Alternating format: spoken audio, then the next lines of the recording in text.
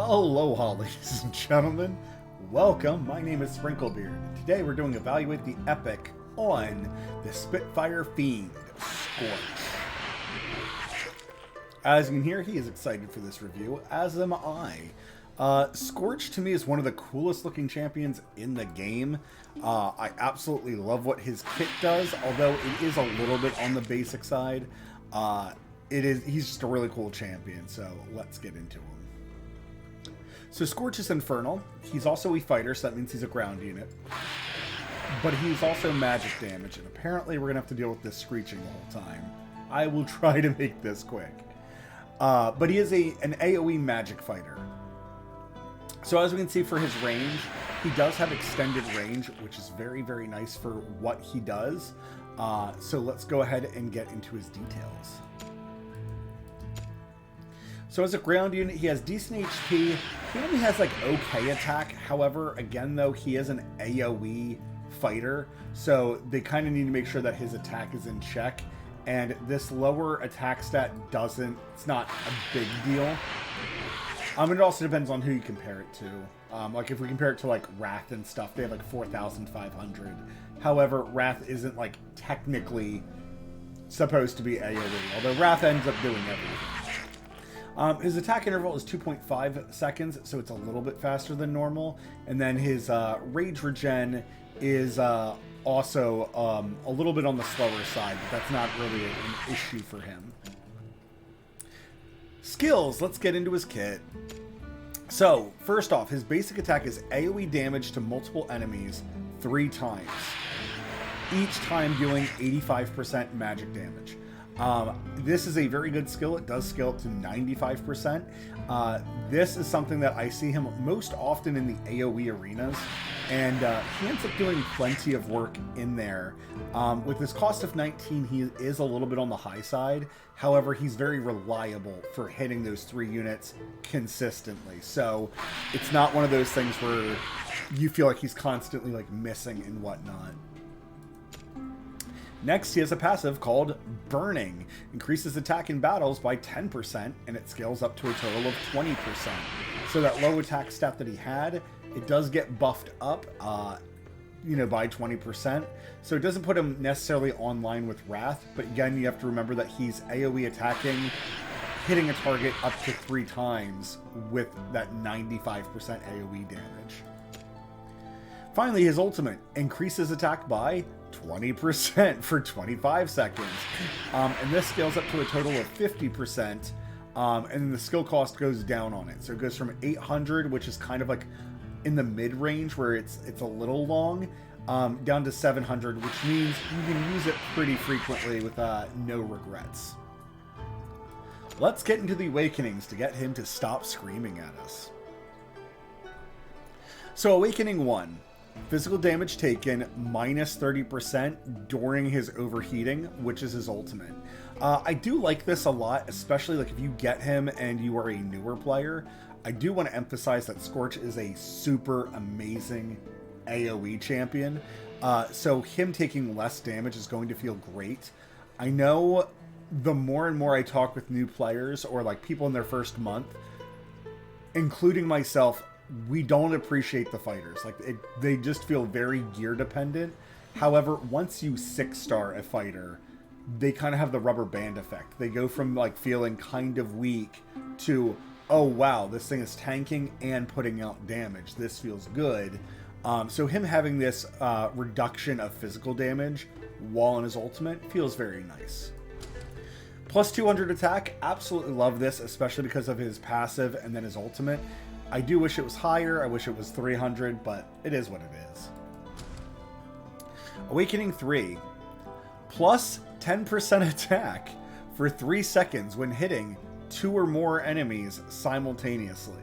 So I absolutely love this. They literally just give Scorch AoE damage and then just tons of incentive for you to put him in the most precarious positions, which I also do appreciate. I think it's very good game design. Even though he has extended reach, that's just so that he can hit things as they're trying to close the gap on him. It is nice, though, that you can put like a tank in front of him or another fighter. Jean Carr is ironically really good synergy with Scorch, and we'll go into that later. But yeah, really cool champion here. Penetration plus 5%, so always a good thing. That's just more straight damage being hit to the enemies. Damage increased by 10% against enemies not blocked by this unit. So again, damage on damage on damage on this champion. I absolutely love it. What I love most about this is that you could put Scorch off to the side and he would be getting this benefit. But what's nice is that you can have something in between him and his target. So a tank or Jean Carr. And guys, you're going to be hearing me name Jean Carr a whole lot. For newer players, I think he's a heavily overlooked champion. But yeah, as long as Scorch isn't blocking them, as long as the unit is blocked, you can still be doing an extra 10% damage, or until they reach Scorch and they're technically not blocked, they're taking 10% more damage. So in terms of awakenings, I don't think that this is necessarily the best awakenings that we have viewed, but at 2, 3, 4, and 5, we do get extra damage. So if you love Scorch, if you get Scorch early, you can absolutely fuck around and find out with him, and it will feel fantastic. All right, so where is Scorch going to be best at? So in the arena, we are going to talk about your single target arena first. Not great. Flying arena, not great. However, AoE arena and sustained arena, both of these have multiple units. So if you can place him in the proper space, sometimes it's going to be down the far left wall where there's that walkway. This is how you can surefire cause everything to walk into your range, and so you can start burning them. On the AoE, that's typically not the best place. The best place in AoE is down in the pit, just facing either like north or at the top of the pit facing south. And then as everything runs in and starts attacking your like Nexus hub, he can just start burning them away very reliably. There is a small argument you can put him in the middle facing towards the mouth of the bowl. I have not seen good advantage to this. And then one of the other things is that means more units will run in and be like blocked by him. And again, we don't want him technically blocking units a whole lot. In the campaign, everywhere in the campaign, his extended reach is going to give you such enormous value. And then the fact that he's magic damage on top of it will make him feel absolutely amazing.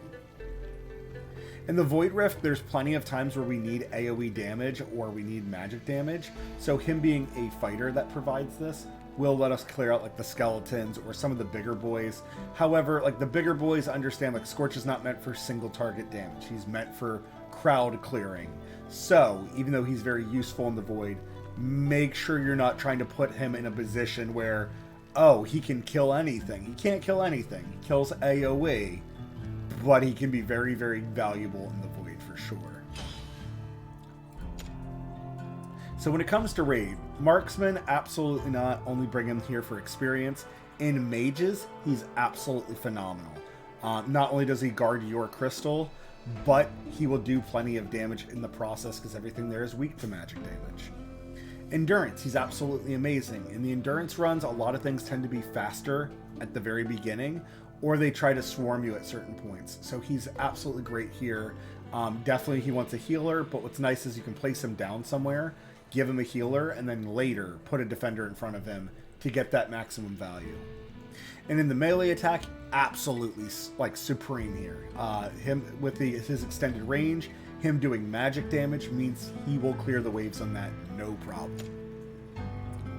Guild Boss. I wouldn't encourage him for Guild Boss. Again, he's designed to be AoE. Guild Boss being a single target means not the best usage. He might put out okay damage, or if you were to 6-star him first, he'll feel fine for a while. But understand that you're not going to be doing the most impressive of things with him in Guild Boss. Artifact Material Raid. I love him here. This lets you even hit the boss, or it also lets you have some splash damage carrying over. So if an enemy does try to get through, there's times that your Scorch can be hitting them, or the opposite, you can set Scorch as a guard to stop things from getting to the boss. And if you do that, Scorch can kill off a lot of those bugs very easily. Moving down to Tide, he's absolutely amazing. Tide, again, you just have swarms of enemies coming in, so him burning them all the way as they come up. When he goes into his ultimate, he's doing even more damage. Absolutely love the concept for him in Tide. Resource raids. This is definitely one of his best homes as well. Just tons of enemies, so as they funnel in to him, he just ends up burning them all down, and it feels great. I will be showing him off in a quick video here. I do need to throw equipment on him. I kind of impulsively decided to make a video. Gear Raid 1. Gear Raid 1 typically was weak to magic. In Gear Raid 19, they changed what the boss looks like, and a lot of the enemies there are equally weak to physical. I don't know if there was a change like in the notices that I just missed out on. But with that being said, Scorch is going to feel good here because, again, he's still AoE, and we have swarms of enemies, so this is a great level for our AoE champions more than anything. Gear Raid 2, if you can put him behind a tank and he can survive the ground pound of the golem, or if you unsummon him and then resummon him out in between those ground pounds, absolutely, I think he's very, very valuable here. Just make sure that the splash damage doesn't kill him off. And then Gear Raid 3 is all flying units. Do not bring him there unless it's just for EXP. Faction Trials. In the basic Faction Trial, he's absolutely amazing. Again, everything in here is weak to magic, so Scorch, just fire-breathing lizard, is going to be doing heavy work here. He's part of the Infernals. Now, the Infernals kind of have this really weird setup that I kind of feel is based around you having Pyros. To have one champion fighting the boss.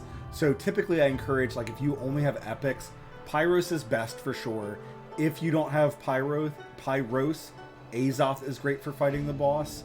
But ideally you want like single target damage on the boss, like somebody kind of 1v1ing the boss, and you'll understand when you're playing the level. The rest of the level is a zigzag maze for the enemies to get down to you, and the boss will either shield them or revive them. Scorch is actually quite amazing in the Trial of the Infernal because he's able to hit multiple things, and there's a couple of times where the way that the waves come out of the left sides, they do sync up together where you need to be hitting multiple things. This is going to be kind of hard for certain players though. You're either going to need a good healer, and right now the Infernals only have Aelin, so a legendary. Otherwise you'd be counting on like Dolores and Autumn, and obviously these two are not healers. They're just extra damage, so you'd be trying to out-muscle the people coming in. And the guys that you have to fight in this, a lot of them have a large amount of health. So you're ideally wanting a whole bunch of your mages in a bunch of different places. And then having Scorch down near your crystals probably going to be the best place for him. In earlier levels, you can obviously move him up much more forward. However, you don't have infinite ground spaces. You only have like 2 or 3 ground spaces that you can pick from. So make sure you place him carefully in there. All right, let me gear up Scorch real quick. One thing for synergy with Scorch is that, let's see, who's got a good gear set? Valeria, thank you for the donation. One big thing with Scorch, right, is who do we want to place in front of him? Ready or not? What are we going to get the most advantage from having in front of him? Obviously, there's certain things like Cerberus and Aatrox that you could put in front of them. These champions create a magic damage. Cerberus creates magic damage puddle. Aatrox creates a normal burning type damage. These champions would be okay. What's nice is that after they die, they leave a residual puddle of damage. So stuff like that is perfectly fine. Tanks of any kind are amazing. Any champion that causes a burn is amazing. Any champion that has CC, so Aracha has a stun, like she shoots webs, feels fantastic. Honestly, like me just looking through here, everything kind of goes well. Valkyra would be perfectly fine in front or behind, because if she's behind him, she has longer range than he does. But with her basic attacks, everything she's doing, every time she attacks, she creates a magic vulnerability. So that would help Scorch's damage out. Things like Volca. Volca is a physical AoE attacker, but she would cause Scorch to be constantly regenerating his HP if he has lost any. And then she's technically AoE as well. If we want to get away from legendaries specifically, we're kind of in that same boat. Wrath is a very good self-sustaining champion, and he also provides AoE, so between the two of them, nothing should ever get through. If you go with things like tanks, obviously any single tank whatsoever in front of Scorch is going to let Scorch do his job reliably and clear out the waves as they approach him.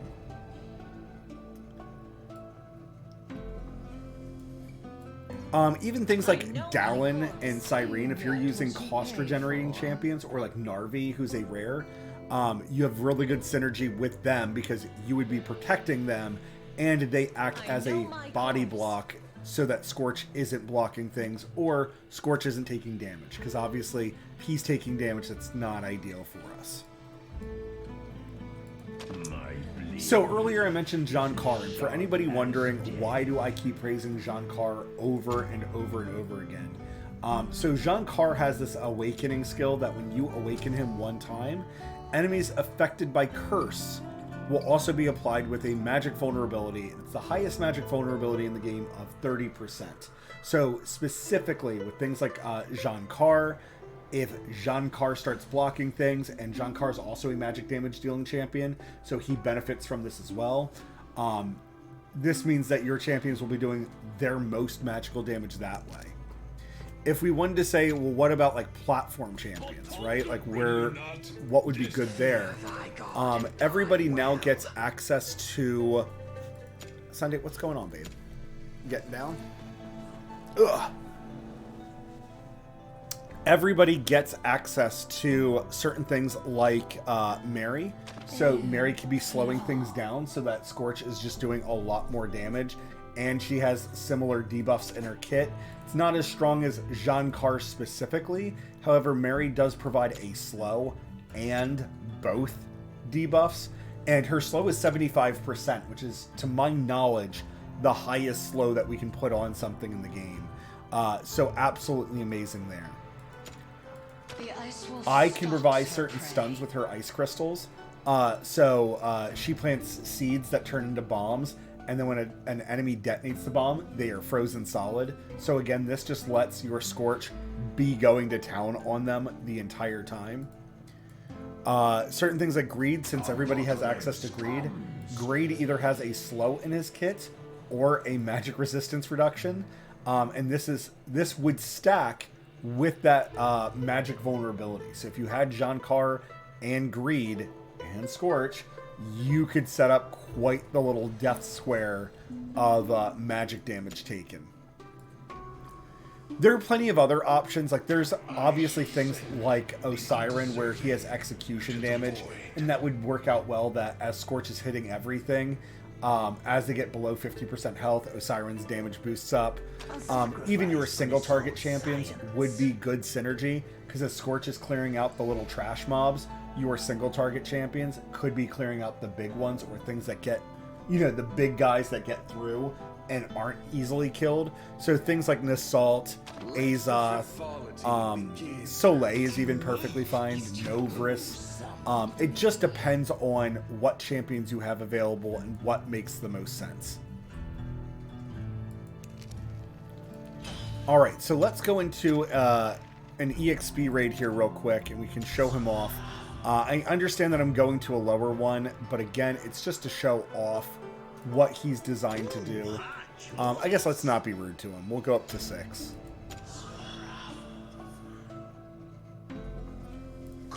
Always strikes back. So we have Scorch. I'm going to give him Pyros. I don't think he needs Pyros here. But we are trying to showcase off Scorch looking amazing. So let's go ahead and do that.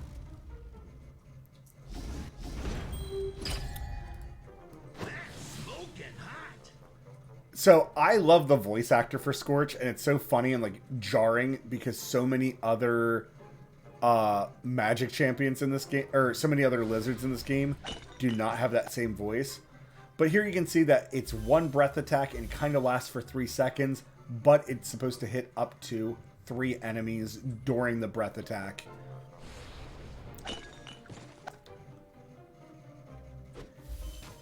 And as you can see, he does plenty of damage himself. There is kind of a long pause, clearly, in between that damage. I don't have a healer, but that's fine. So again, for synergy, if we have something like Ajax, he pollutes the ground around him, doing a massive magic shred. So you're going to see all these things as they come in. Scorch is going to just start killing them off very reliably. Well, Scorch wasn't supposed to die there, game.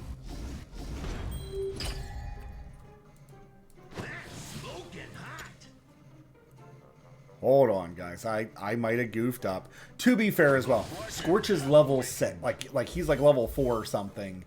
And he's in good gear. And he's doing this well on experience rate 6. But this is why we've talked about this in other videos. That, you know, you probably don't need a healer on these levels. Eventually. Sometimes you might. I'm just going to summon out Cerberus real quick to clear that wave off. So Scorch's ultimate is he breathes blue fire, which I think is really awesome and like really badass. And again, he's just doing a whole lot more damage during this time. And as you can see, the moment he kills off any other target, he is instantly summon Valkyrie to resummon him back up so he doesn't die.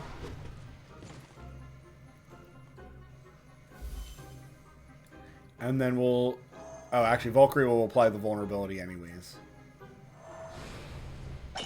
But yeah, here we get the magic shred from Ajax and the magic vulnerability from Valkyrie.